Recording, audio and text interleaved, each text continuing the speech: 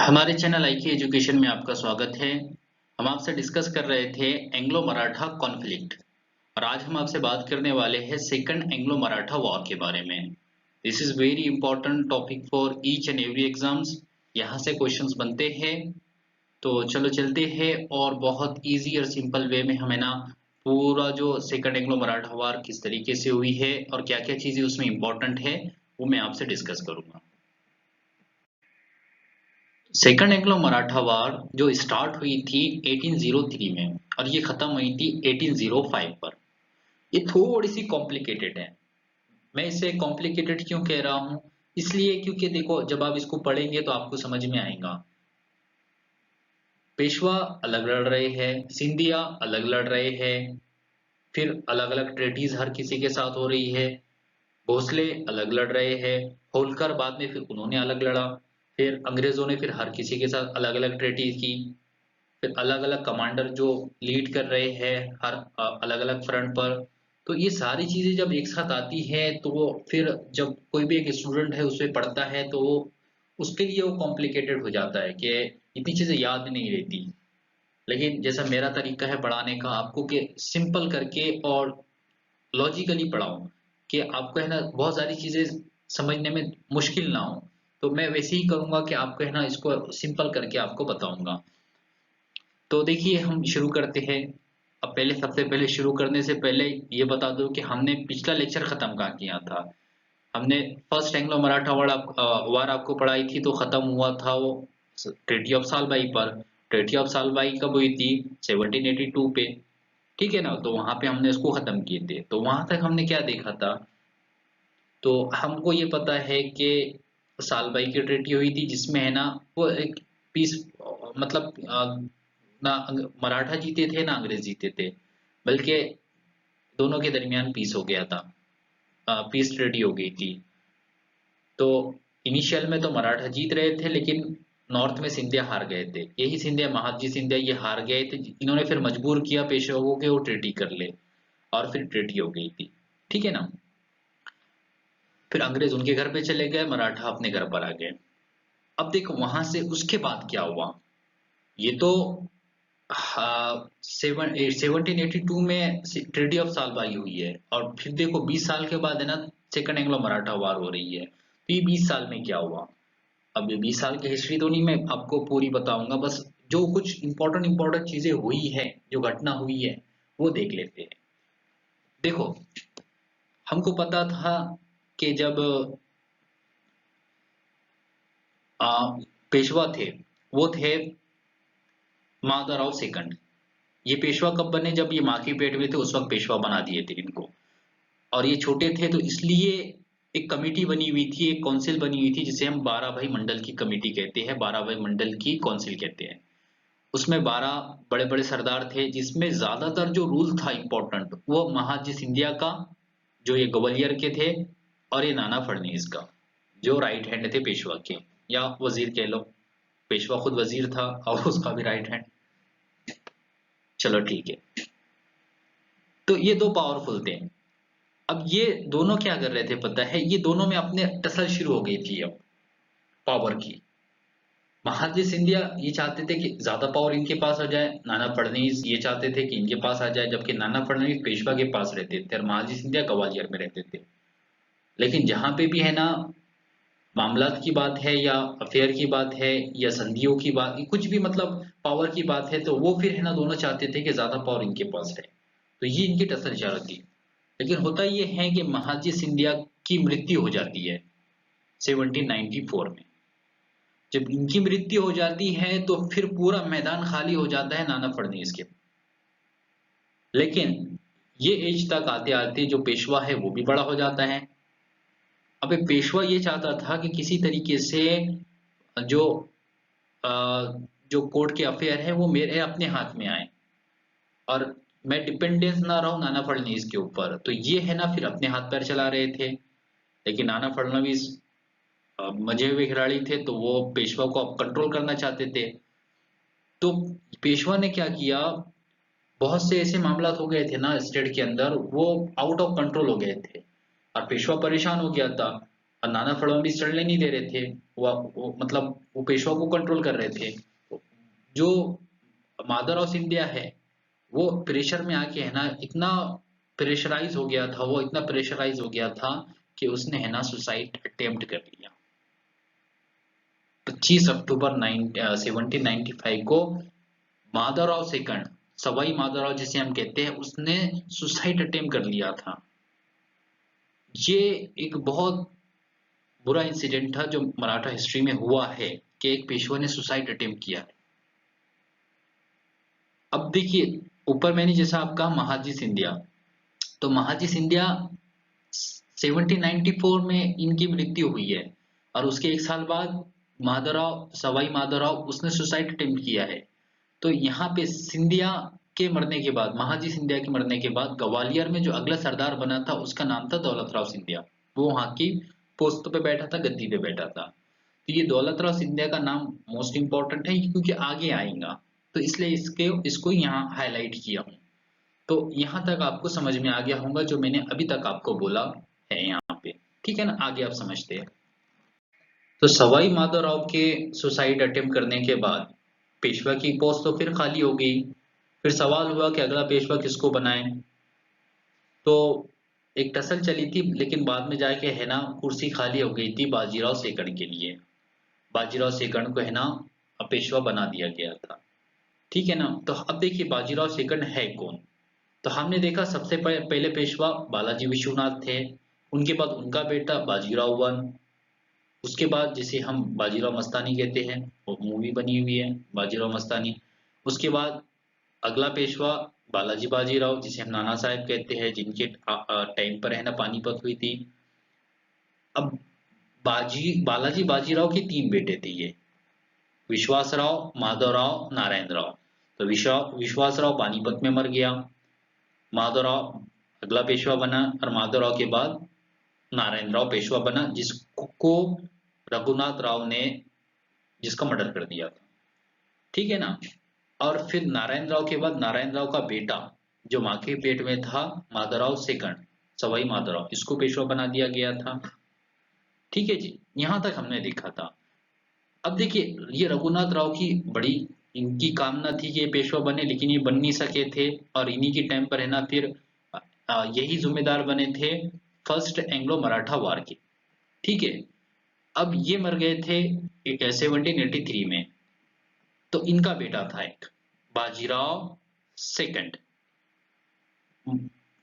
Madhavrao second के बाद इसे पेशवा बना दिया गया, यानी रघुनाथ राव के बेटे को।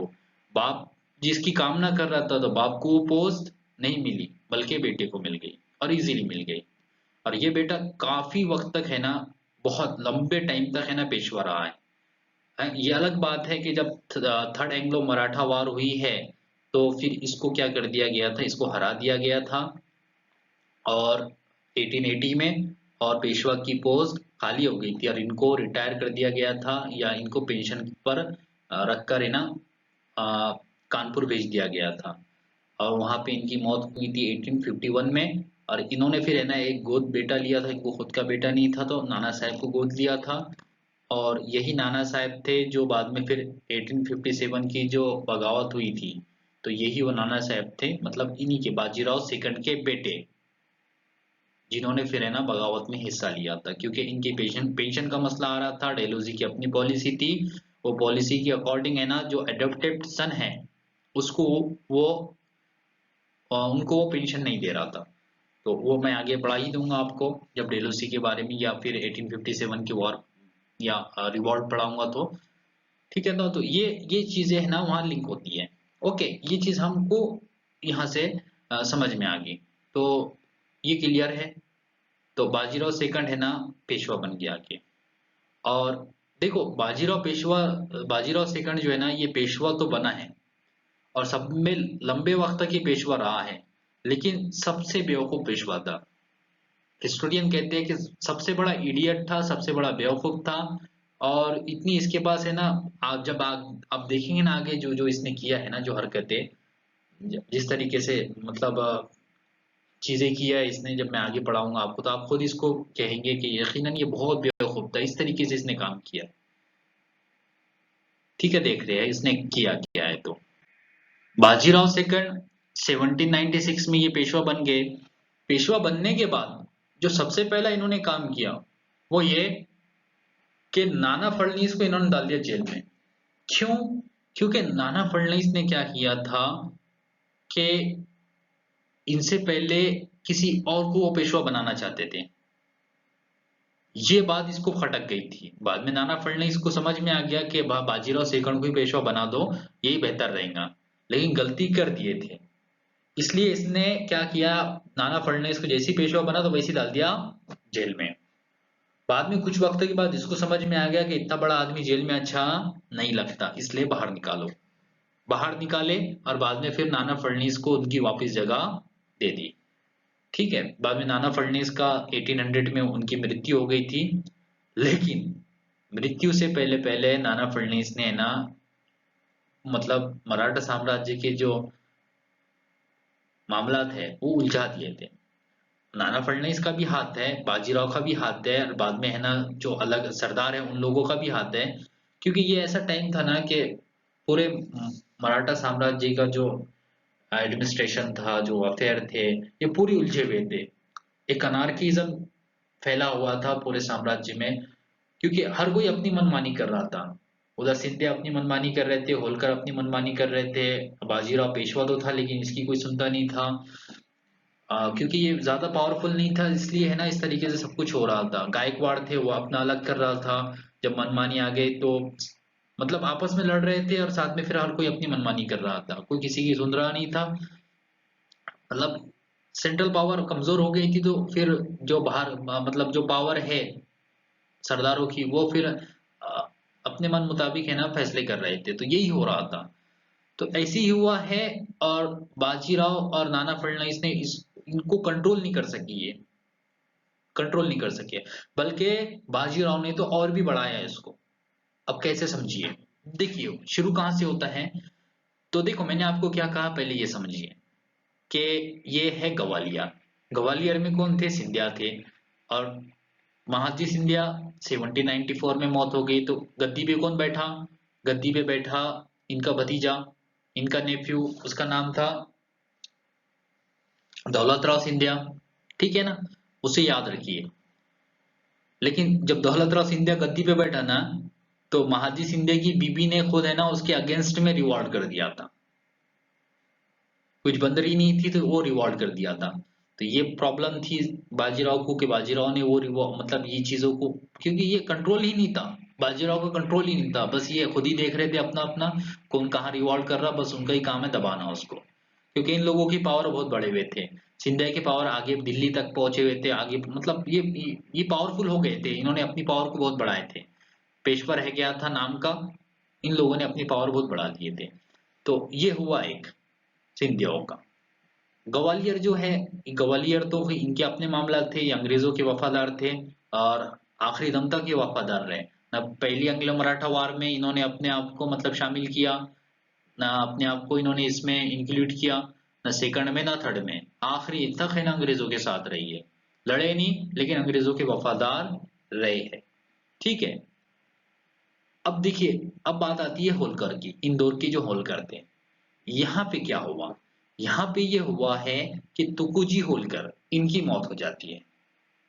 तुकुजी होलकर मौत होती है तो इनका एक बेटा था, उसका नाम था काशी राव। देखा जाए तो लीगली वही उसका जानशीन है या सक्सेसर है, लेकिन वो था पागल, वो था इडियट। अब एक पागल को गद्दी पे बिठा देना, तो ये अक्लमंद जो इंसान है उन लोगों की ये पागल बनती है कि एक अच्छे लोगों को छोड़कर आपने पागल को गद्दी पे बिठा दिया, तो वो कैसे फैसले देगा, वो कैसा जस्टिस करेगा, तो वो कैसे अफेयर को संभालेगा। लेकिन हुआ ये है कि जब काशीराम गद्दी पे बैठना चाह रहा था तो इसको सपोर्ट किया है बाजीराव वन ने। कहा कि हाँ तेरा ही काम है बैठने का, तू ही है ना लीगल लीगल ईयर है और मैं तुझे गद्दी पे बिठाऊंगा, और सपोर्ट भी किया। अब देखिए ये इंदौर था ना, इंदौर में तीन भाई थे जो बहुत पावरफुल थे, मल्हार राव, विठोजी और जसवंत राव। ये चाहते थे कि हम में से कोई है ना वहां की गद्दी पे बैठे, काशीराव को नहीं बिठाओ, हमको बिठाओ। लेकिन किसने सुना नहीं इनकी, इन्होंने कहा हत्तेरी की, तो इन्होंने उठा लिया, इन्होंने कर दिया रिवॉल्ट। जब इन्होंने रिवॉल्ट किया तो ऊपर थे सिंधिया। अब सिंधिया की और होलकरों की भी आपस में नहीं जमती थी, तो सिंधियाओं ने क्या किया है, सिंधियाओं ने हमला कर दिया। अभी तीन भाइयों ने क्या किया, तीन भाइयों ने सिंधिया के साथ लड़ना शुरू कर दिया। अब सिंधिया ने क्या किया पता है, दौलतराव सिंधिया ने इनमें से एक भाई को मार दिया, मल्हारराव होलकर को मार दिया। बचे दो, बचे दो, विठोजी और जसवंत राव। अब ये तो है ना, इनकी आंखों में तो खून समाया हुआ था, क्योंकि भाई की मौत हो गई इनकी एक की। अब देखो इसमें क्या था पता है, जब ये दौलतराव सिंधिया होलकर इन तीनों के भाइयों के खिलाफ लड़ रहा था ना, तो बाजीराव भी है ना सिंधिया को सपोर्ट कर रहा था, क्योंकि काशीराव को इसने बिठाया था। अब ये नहीं चाहता था कि तीनों भाई है ना काशीराव को उठाए, तो जाहिर सी बात है जब सिंधिया लड़ रहा तो ये सपोर्ट करेगा कि नहीं करेगा, बिल्कुल करेगा। इसने सपोर्ट किया, ये जानते थे दोनों भाई के, तीनों भाई के पेशवा भी है ना इस हमारे भाई के मारने मरने में पेशवा का भी हाथ है। तो इन्होंने क्या किया पता है, इन्होंने कहा कि हमको अब दो फ्रंट पे लड़ना है, एक सिंधिया के साथ लड़ना है और एक पेशवा के साथ लड़ना है। तो ये इस तरीके से आपस में लड़ाइयाँ शुरू हो गई। अब इन्होंने क्या किया, देखो कितने आगे पहुंच गए थे ये, वो आगे बता देता हूँ, देखो कितने आगे पहुंच गए थे। ये था काशीराव और ये तीन भाई थे, मल्हार राव, विठोजी। मल्हार राव तो चले गए थे, विठोजी भी बाद में मर गए थे, बताऊंगा आगे। आखिर जो बचे थे ना वो जसवंत राव, ये याद रखना, जसवंत राव। क्योंकि यही जो थे, यशवंत राव कहो या जसवंत राव कहो, क्योंकि यही है जिन्होंने है ना, जब सेकंड एंग्लो मराठा वार हुई है तो इन्होंने है ना होलकर की तरफ से इन्होंने लीड किया था एज अ पेशवा, माफ कीजिए एज अ वहां का सरदार, इंदौर का सरदार। तो इन्होंने लीड किया था उसको। तो देखते हैं आगे। अब देखिए, जैसा मैंने कहा था कि नाना फडणवीस 1800 में इनकी मौत हो गई थी, लेकिन इससे पहले एक और चीज हुई थी, जैसे आपको पता है कि वेलेस्ली आया था। अब वेलेस्ली आया था, सब्सिडरी अलायंस भी साथ में लेकर आया था, ठीक है जी। और इसने क्या किया था, उसने आते से ही है ना मैसूर में जो टीपू सुल्तान की हुकूमत थी, उनका रूल था, तो उसने उनके अगेंस्ट है ना हमला कर दिया था। तो उसने है ना अपने जो अलाय अलाय ढूंढा था, तो वो पेशवा के पास भी गया था और पेशवा को भी बोला था कि भाई हमको सपोर्ट कीजिए। पेशवा ने कहा था कि हमको क्या फायदा। उसने कहा था कि हम है ना भाई जब टीपू सुल्तान की जब पूरी टेरिटरी जीतेंगे तो उसकी आधी आपको दे देंगे। उसने कहा था बिल्कुल, बस आपने क्या करना है, आपने है ना बस वार में नहीं उतरना है, टीपू सुल्तान को साथ नहीं देना है। तो ये चॉकलेट दे दिया था वेलस्ली ने पेशवा को, और पेशवा मान भी गया था, भरोसा भी कर लिया था। लेकिन वार खत्म हुई, मिला कुछ नहीं, मिला कुछ नहीं। चलो ये हो गया था। अब अब इनके मामला कुछ इस तरीके से फंस गए, मैसूर तो चला गया अंग्रेजों के पास। अब इनके हालात इस तरीके से फंस गए कि ऊपर दो भाई अब रह गए, मल्हार राव चला गया, दो भाई बच गए, विठोजी और साथ में यशवंत राव, ये जसवंत राव। तो इन्होंने क्या किया, जसवंत राव ने ये किया कि जसवंत राव ने ऊपर हमला किया, यहां से जसवंत राव ने ऊपर हमला किया कि मैं ऊपर देखूंगा, और उसका भाई विठोजी ने क्या किया, पूना पे हमला कर दिया। दोनों भी हार गए, ऊपर जसवंत राव भी हार गया, लेकिन ये बच के वापस आ गया था, और इधर विठोजी भी हार गया, विठोजी भी हार गया। लेकिन क्या हुआ मालूम है, इसने बाजीराव सेकंड ने क्या किया पता है, विठोजी को पकड़ा और इसने उसको भी खत्म। पहले मल्हारराव मरा, दोनों भाई फिर उसका बदला लेने के लिए है ना हमला कर रहे, इसने इसको पकड़ा, इसको भी खत्म। अब बच गया जसवंत राव, उसने कहा तेरी के तो मेरे दो भाई पेशवा की वजह से मरे। इसने कहा कि अब मुझे है ना, इसने है ना नॉर्थ को छोड़ा, नॉर्थ को छोड़ा, साउथ में आया, यहाँ पे अपनी फौज जमा किया, और फौज जमा करने के बाद है ना पुणे पे हमला कर दिया। और पुणे पे हमला इतना जोरदार किया कि पेशवा को भागना पड़ा, अपना बोरिया बिस्तर बांध के पेशवा को भागना पड़ा, हार गया था। और वहां पे इसने फिर क्या किया था, वहां पे जसवंत राव ने वहां पे एक नए पेशवे को है ना कुछ वक्त के लिए बिठा दिया था। तो विनायक राव को उसने है ना एज अ नॉमिनेट कर दिया था या गद्दी पे बिठा दिया था कि ये पेशवा रहेगा आपसे। ये कौन था? रघुनाथ राव का ग्रैंड सन ही था, मतलब पेशवा का बेटा ही था। उसको उसने बना दिया और खुद बन गया उसका रिजेंट कुछ वक्त के लिए। पेशवा ये कहाँ भागा? बाजीराव सेकंड ये भागा अंग्रेजों के पास बेसिन। देखिए इसका बाप जो था रघुनाथ राव, फर्स्ट एंग्लो मराठा वार हुई है उस वक्त वो है ना, वो भागा था अंग्रेजों के पास सूरत, और वहीं से स्टार्ट हुई थी फर्स्ट एंग्लो मराठा वार। और ये भी भागा कहाँ पर? ये भी अंग्रेजों के पास भागा, और कहाँ भागा? बेसेन, मदद लेने के लिए। और फिर यहीं से स्टार्ट हुई है ये ट्रीटी ऑफ बेसेंस, इसी से स्टार्ट होती है सेकंड एंग्लो मराठा वार। लेकिन ये पूरा इससे पहले इसका क्या था बैकग्राउंड, कि ट्रीटी ऑफ बेसेंस करने की क्यों नौबत आई इसको, जबकि सारी चीजें तो सही चल रही थी। इसलिए क्योंकि गद्दी चली गई थी, अब गद्दी वापस लाने की लेना थी। और गद्दी गई क्यों? खुद की गलतियों की वजह से। गलतियां नहीं करते तो गद्दी नहीं जाती थी, क्योंकि ये सरदारों की पावर को तोड़ना चाहता था।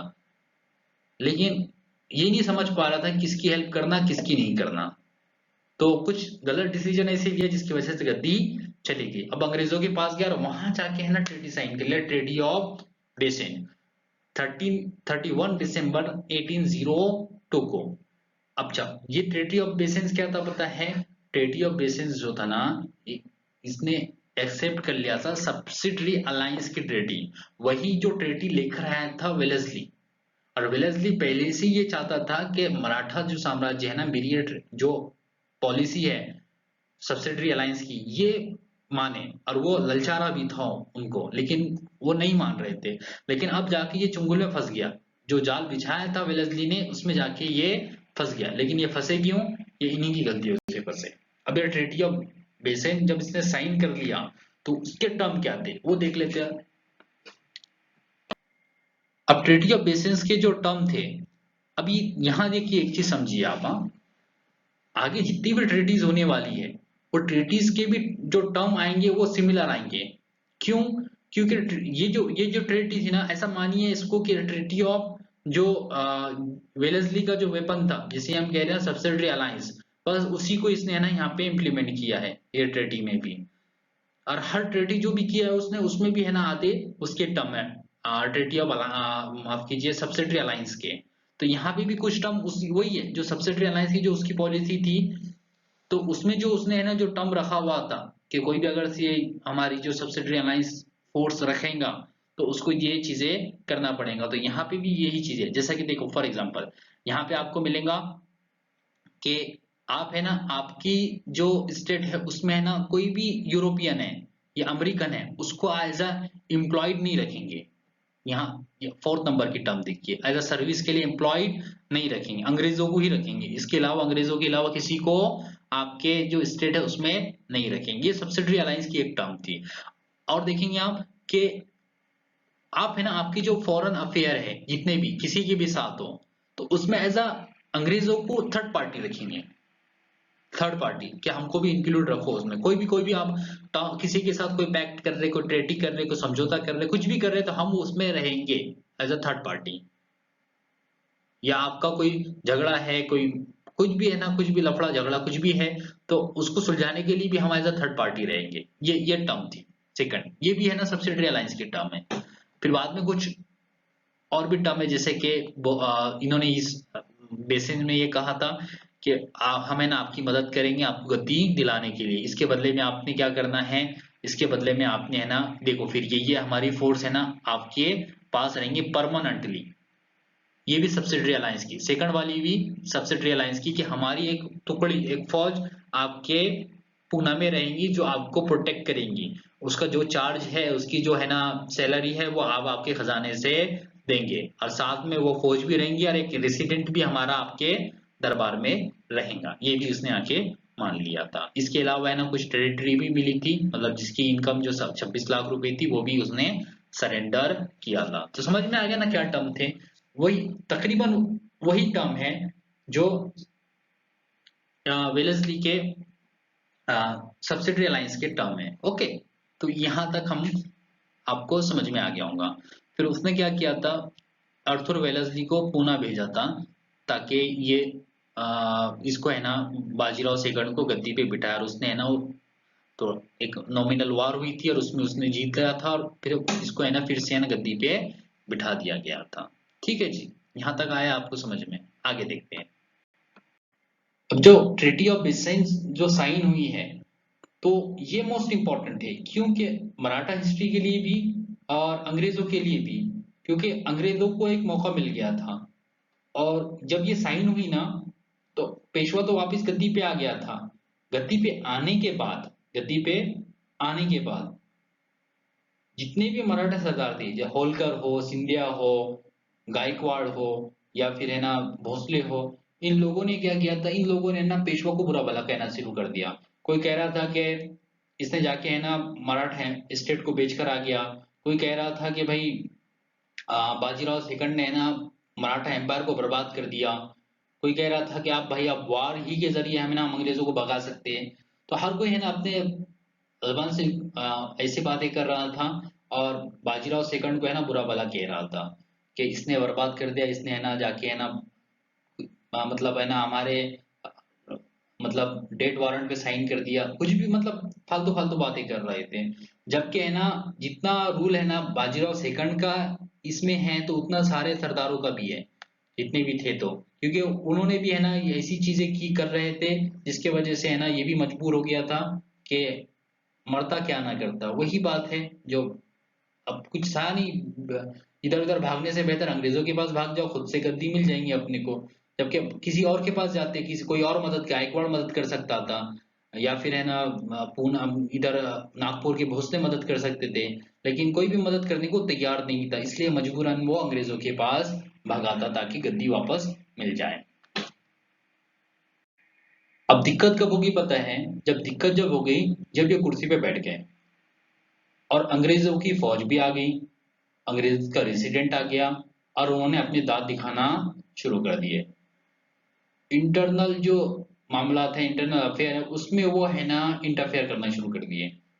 अब ये बड़ी दिक्कत थी बाजीराव सेकंड के लिए, क्योंकि वो जब मराठा सरदारों को पसंद नहीं कर रहा था तो अंग्रेजों को कैसा पसंद कर ले। तो उसको समझ नहीं आ रहा क्या करना अब। तो अब वो सोच रहा, रास्ता निकाल रहा कि यार मैंने अंग्रेजों को खुद अपने सर पर बिठा के रख दिया, अब किस कैसे निकालना। अब एक तो ये था कि ये ट्रेडी है ना खुद बाजीराव भी सेकंड भी पसंद नहीं करता था, दूसरे मराठा सरदार भी पसंद नहीं करते थे। तो इसने अब है ना सिंधिया को मैसेज किया, इसने भोसले को मैसेज किया, इसने है ना होलकरों को मैसेज किया, सबको मैसेज किया कि भाई है ना अब है ना हम एक जगह आएंगे और है ना अंग्रेजों को बाहर निकालेंगे। अब देखो सबने हामी भरी, सबने कहा कि ठीक है ठीक है। गायकवाड़ न्यूट्रल न्यूट्रल रहा, उसने कहा कि भाई देखो तुम्हारा मामला है, तुम देखो, मेरे को इससे बाहर रखो, मैं अंग्रेजों का अच्छा दोस्त हूँ, मैं है ना अंग्रेजों के साथ लड़ना नहीं चाहता। तो गायकवाड़ अलग रहा, बाकी सबने है ना कहा कि हाँ ठीक है हम आपको सपोर्ट करेंगे। तो इस तरीके से यहाँ तक ये चीजें हो गई। अब यही चीज देखो, यहीं से अब वॉर शुरू होती है, यहीं से आगे वॉर शुरू होती है, अब बताता हूँ उसके बारे में भी। अब बाजीराव सेकंड अपने सरदारों को उसने है ना मैसेज भेजा, लेटर लिखा, अपने मैसेंजर भेजा। अब अंग्रेज तो अंग्रेज होते हैं, उनकी तो बाज की निगाह होती है। वो तो है ना काली रात में अगर से काला बंदा भी अगर से खबर लेके चल जाए तो उसको भी देख लेते हैं। ऐसा थोड़ी ना किसी के पास वो है ना अपनी मिलिट्री रख रहे हैं, अपने मतलब रेसिडेंट रख रहे हैं। उन्होंने भाप लिया कि बाजीराव सेकंड करना क्या चाहता है। उन्होंने कहा अच्छा ठीक है तुम लड़ना चाहते हैं ना, चलो ठीक है हमारी भी आर्मी तैयार है, लड़ लो। लेकिन इसको मौका नहीं मिला प्रिपरेशन करने का। ये मतलब जितने भी सरदार थे ये एक जगह आ ही नहीं सके एक अम्ब्रेले के तले। एक तो वजह यही थी कि सबकी अपनी अपनी अकड़ थी, सब ये चाहते थे कि मैं पावरफुल हूँ, मैं पावरफुल हूँ। और दूसरा ये कि इतना टाइम ही नहीं मिल पाया इनको कि है ना किसी तरीके से किसी एक मतलब एक पावर के तले आ सके और एक प्लानिंग कर सके, इतना मौका ही नहीं मिल पाया। अंग्रेज उससे पहले है ना भाग गए थे। अब इनके पास एक ही रास्ता था कि अपने अपने फ्रंट पर लड़ना, या फिर इन्होंने खुद ये पसंद किया कि अपने अपने फ्रंट पर लड़े जाए। तो देखिए हम है ना इसको दो तरीके से बांट सकते हैं। एक तो जो वार हुई है डेक्कन में नीचे साउथ में, और एक नॉर्थ में सिंधियाओं के साथ, होलकरों के साथ, ठीक है ना। होलकर तो बाद में आए थे, सिंधिया ही पहले थे, क्योंकि जो होलकर था जिसमें यशवंतराव, वो जब वो वहां का सरदार बन गया था, वो तो ना सिंधिया के साथ जाना चाहता था ना पेशवा के साथ जाना चाहता था, कि सिंधिया ने और पेशवा ने दोनों ने उसके भाई को मार दिए थे। तो वो तो भला पसंद नहीं करता था ट्रीटी ऑफ बेसिन को, लेकिन दोनों के साथ आना भी नहीं चाहता था। वो चाहता था कि भाई मैं लड़ूंगा अपने दम से। तो उन्होंने लड़ने दिया इसको। और इधर फिर नागपुर के भोसले भी थे, उन्होंने कहा हम भी अपना अलग लड़ेंगे। तो तीनों ने अपना अलग अलग फ्रंट पे लड़े। गायकवाड़ तो वो तो आए ही नहीं। होलकर उसने कहा कि मैं पेशवा के साथ भी नहीं जाऊंगा, ना ही है ना इनके साथ जाऊंगा, सिंधिया के साथ जाऊंगा, क्योंकि दोनों ने मेरे भाई को मारे। पेशवा अलग लड़ रहे, सिंधिया ऊपर अलग लड़ रहे, इधर भोसले अलग लड़ रहे। तो हर कोई अपना अपना अलग लड़ रहा। तो अंग्रेजों को तोड़ने की जरूरत ही नहीं पड़ी। उन्होंने देखो हमेशा राजनीति की यही है, कूटनीति उनकी थी कि वो तोड़ फोड़ करते थे। अब यहाँ तो तोड़ फोड़ करने की जरूरत ही नहीं थी इनको, क्योंकि पहले से तोड़ फोड़ हुई भी थी। और इनको तो इसका बस बस फायदा उठाना था।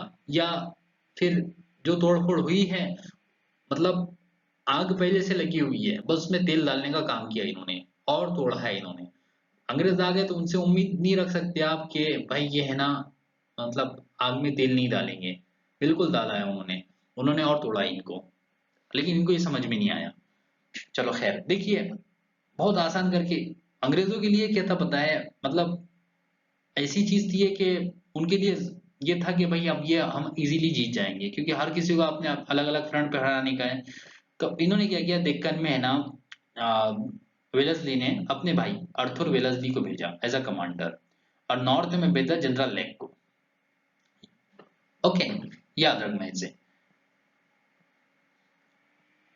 अब देखो सिंधिया, इनकी एक और भी चीज है कि सिंधिया वगैरह ये मराठा जो थे ना, इनके मतलब ये पहले तो इनको देखो, इनकी जो पावर थी वो ये थी कि जैसा मैंने पानीपत की थर्ड वॉर में बताया कि खुले मैदान में लड़ना इनको नहीं आता था। इनको आता था कि भाई गुरिल्ला वार लड़ना, जंगलों में लड़ना, और छुप के मारना। ये चीजें इनकी पावर थी। लेकिन ये मैदान में लड़ रहे थे अब, जो उनको पावर नहीं है। और इन्होंने ये सारी चीज जो सीखी थी ना अंग्रेज, मतलब फ्रेंच वो से सीखी थी या अमेरिकन से सीखी थी कि नए मेथड से लड़ते कैसे हैं। अब वो भी उसमें परफेक्ट नहीं हुए थे। अब उसमें एक वो ये हुआ था कि जो फ्रेंच के या बाहर के जो अ, मतलब जो आर्मी के लोग थे या मर्चेंट्स थे, वो आते थे सिखाते थे। लेकिन यहाँ से ही हुआ है कि सिंधिया वगैरह इनके कोर्ट से भी ये लोग चले गए थे। तो अब इनका साथी भी कोई नहीं था, फ्रेंच वगैरह कोई अलाई नहीं था। तो ये इनकी कमजोरी रही है कि इनका जो पावर थी, मतलब जो स्ट्रेंथ थी, उन्होंने उसको छोड़ दिया। और उन्होंने है ना अंग्रेजों के तरीके पे लड़ना पसंद किया, और वहीं वो हारे हैं। अब देखिए हुआ ये है कि जब अर्थुल वेलेस्ली अंग्रेजों की तरफ से है ना डेक्कन इसने संभाला है, और जनरल लेक उसने नॉर्थ संभाला है। तो अर्थुल वेलेस्ली ने क्या किया पता है, अपनी आर्मी लेके इसने सबसे पहले अहमदनगर जीता, मतलब पेशवा को हराया। और फिर पेशवा को लास्ट में इसने है ना असई में हराया। असई ये औरंगाबाद के नॉर्थ में आता है, ठीक है, यहाँ पे हराया। और पेशवा ने फिर यहाँ पे है ना फिर क्या किया पता है, अपने है ना आ, हथियार डाल दिए थे। अब वो उससे ज्यादा लड़ नहीं सका, वो उसने कहा कि मैं हार गया भाई, अब बताओ मेरे को क्या करना है। ठीक है, खत्म। भोसले जैसा ये भी अलग लड़ रहा था, तो इन्होंने भी क्या किया, इसको अड़गांव करके है, ये अकोला में आता है, वहां पे इसको हरा दिया। जिसको भी ज्यादा टाइम नहीं लगा, अगस्त में इसको हराया और नवंबर में इसको हरा दिया। तो इसने भी है ना फिर क्या किया पता है, इसने भी बोला भाई ठीक है मैंने भी हथियार डाल दिया, अब बताओ मुझे क्या करना है। तो ये इजीली है ना 2 महीने में, 2 ही महीने में, अगस्त में शुरू हुआ था, अगस्त सितंबर अक्टूबर, और दिसंबर तक दिसंबर में तो ट्रेटी हो गई थी, ठीक है ना। तो 2 या 3 महीने में है ना डेक्कन इन्होंने जीत लिया था। अब रहा नॉर्थ में, तो नॉर्थ में क्या हुआ है, नॉर्थ में भी सेम टाइम में अगस्त में शुरू हुआ था। इन्होंने है ना फिर क्या किया, पहले दिल्ली जीता, फिर बाद में है ना आगरा जीत लिया। फिर सिंधिया को इन्होंने डिफीट करते करते इनकी जो पूरी टेरिटरी है वो उनसे ले लिया। और फिर जब दिल्ली ले लिया, तो देखो मुगल एम्परर जो था शाह आलम, वो अंडर दी प्रोटेक्शन था सिंधियाओं के, और ये सिंधियाओं के लिए बहुत बड़ी होती है, और सिंधियाओं को उनको है ना बहुत सारे मतलब टाइटल्स वगैरह भी मिले हुए थे मुगल एम्पायर की तरफ से। तो इन्होंने फिर क्या किया पता है, जब दिल्ली जीत लिया तो उन्होंने अब मुगल एम्पायर को कहा कि भाई देखो सिंधिया वगैरह का, मराठाओं का प्रोटेक्शन खत्म, अब आप हमारे प्रोटेक्शन में।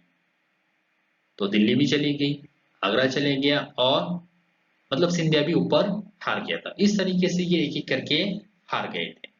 ओके, यहाँ खत्म, ठीक है। अब क्या हुआ है पता है, अब इनके है ना, इन्होंने जब हारे ना तो इनके साथ अलग अलग ट्रेटीज हुई है, वो ट्रेटीज को देख लेते हैं। तो अंग्रेजों ने इनको है ना बहुत इजीली हरा दिया। क्यों? कि वजह यही थी कि हर कोई अलग लड़ रहा था। सिंधिया ने अलग लड़ा, भोसले ने अलग लड़े, और यहाँ पे पेशवा ये खुद अलग था। तो ये उनके लिए ब्रेड और बटर की जैसे ही काम था कि बस जाना है और बस पहले से तय है कि हमने ही जीतना है, और उन्होंने जीत भी लिया। क्योंकि अंग्रेजों के लिए इन्होंने कोई मुश्किल पैदा ही नहीं की। होता ऐसा कि अलाय बनाते, अपने आजू बाजू के रूलरों को भी अपने तरफ खींचते और एक बड़ी ताकत बनाते, ऐसा कुछ हुआ ही नहीं है। इससे पहले भी तो फर्स्ट एंग्लो मराठा वार में हुआ था कि उन्होंने अलाय बनाए थे अपने, यहाँ तो ऐसा कुछ हुआ ही नहीं है, तो बहुत इजीली अंग्रेजों ने जीत लिया था। अब सबसे पहली जो ट्रीटी हुई है वो भोसले के साथ हुई है, जो हुई है ट्रीटी ऑफ देवगांव के नाम से मशहूर है। ये 17 दिसंबर 1803 में हुई है। अब इसके टर्म देखिए, मैंने जैसा कहा है ना, सिमिलर है, एक जैसे टर्म है सारे के सारे ट्रीटीज के, आप देखेंगे ना। तो देखो, 3 नंबर की टर्म एक जैसी है, फोर्थ नंबर की एक जैसी है, सेकंड नंबर की एक जैसी है, बस एक दो बदलेंगे, और ये तो परमानेंट रहेंगी। इसके बाद की जो रहेंगी ना, कि सबको है ना बेसन की ट्रीटी एक्सेप्ट करना पड़ेगा, जो पेशवा के साथ हुई थी। वो ट्रीटी है ना हमारी बाइंडिंग रहेंगी हमेशा के लिए, क्योंकि वो ट्रीटी हमें ये बताती है कि हमने पेशवा के साथ है ना सब्सिडरी अलायंस साइन किया है। ओके, लेकिन अब देखो, वो पेशवा के साथ था, इन लोगों के साथ भी वही सब्सिडरी अलायंस की ही टर्म है। जैसा कि ये देखेंगे ना आप कि किसी भी मतलब यूरोपियन को आप या अमेरिकन को आप एज अ आपके जो टेरिटरी है उसमें है ना एम्प्लॉय नहीं रखेंगे। ऐसी है ना कि आपकी फॉरेन पॉलिसी जो है हमारे अपने हाथ में रहेंगी। मतलब आप किसी के साथ कोई भी अगर से ट्रेटी करते हैं, कोई भी डिस्प्यूट है आपका, तो हमको थर्ड पार्टी रखेंगे आप। ओके, बाकी ये भी वही है, थर्ड पार्टी हमको रखेंगे।